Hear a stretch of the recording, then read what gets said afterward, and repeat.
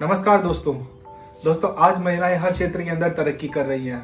आज शायद ही कोई ऐसा क्षेत्र बचा होगा जहां पे महिलाओं ने अपनी सफलता का परचम न लहराया हो। आपने कभी ये सोचा है कि महिलाओं को ये सब करने के लिए सक्षम किसने बनाया?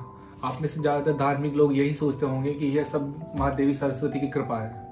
ऐसा हम इसलिए सोचते हैं क्योंकि हम हर साल देवी सरस्वती की पूजा करते हैं और देवी सरस्वती को हम शिक्षा की देवी मानते हैं। मैं आपकी जानकारी के लिए बता दूं कि ना तो कोई सरस्वती देवी है और ना ही उसने कभी शिक्षा के क्षेत्र के लिए कोई काम किया है। दोस्तों, महिलाओं की शिक्षा और समृद्धि के लिए सबसे पहले सारे कदम डॉक्टर B.R. अम्बेडकर ने उठाए थे, लेकिन इसकी शुरुआत बहुत पहले माता सावित्रीबाई फुले ने कर दी थी।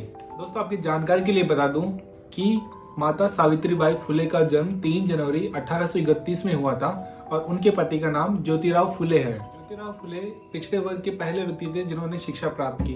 दोस्तों, उस टाइम पे पिछड़े वर्ग को और नीची जातियों को शिक्षा का अधिकार नहीं था, तो उन्होंने सबसे पहले अपनी बीवी को ही, जो कि सावित्रीबाई फुले हैं, उनको ही शिक्षा प्राप्त करवाई। क्योंकि उस टाइम पे महिला शिक्षा के बारे में कोई सोच भी नहीं सकता था।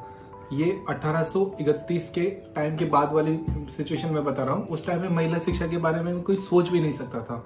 तो जब सावित्रीबाई फुले और ज्योतिराव फुले शिक्षा का प्रचार कर रहे थे तो उन्हें बहुत सारा तिरस्कार सहना पड़ा समाज से, क्योंकि महिला शिक्षा हिंदुत्व और हिंदू धर्म के लिए बहुत ही बड़ा खतरा समझा जाता था।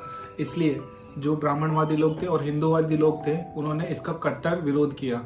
यहाँ तक कि जब ज्योतिराव फुले और उनकी बीवी सावित्रीबाई फुले जब किसी रास्ते से गुजरते थे तो उनके ऊपर गोबर फेंका जाता था, कीचड़ फेंका जाता था। एक तरफ जहाँ महिलाओं को शिक्षा भी प्रदान करने के लिए हक में नहीं थे, वही लोग आज देवी सरस्वती की बढ़ चढ़कर पूजा करते हैं। ये एक तरह से पूरी की पूरी हिपोक्रेसी है।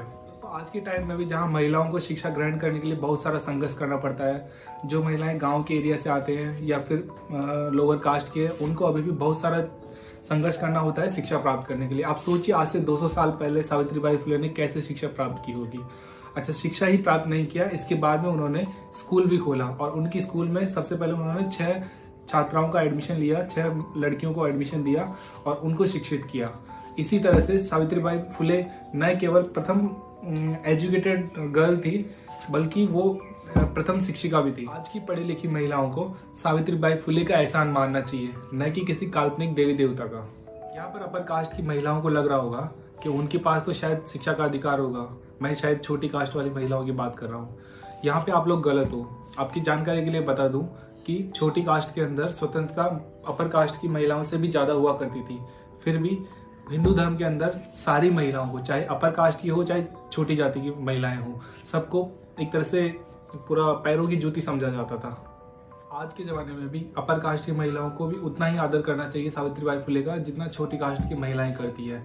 क्योंकि अभी भी इस टाइम पर भी अपर कास्ट की महिलाओं को इतना घर से बाहर नहीं निकलने दिया जाता है जितना कि छोटी कास्ट की महिलाओं को निकलने दिया जाता है।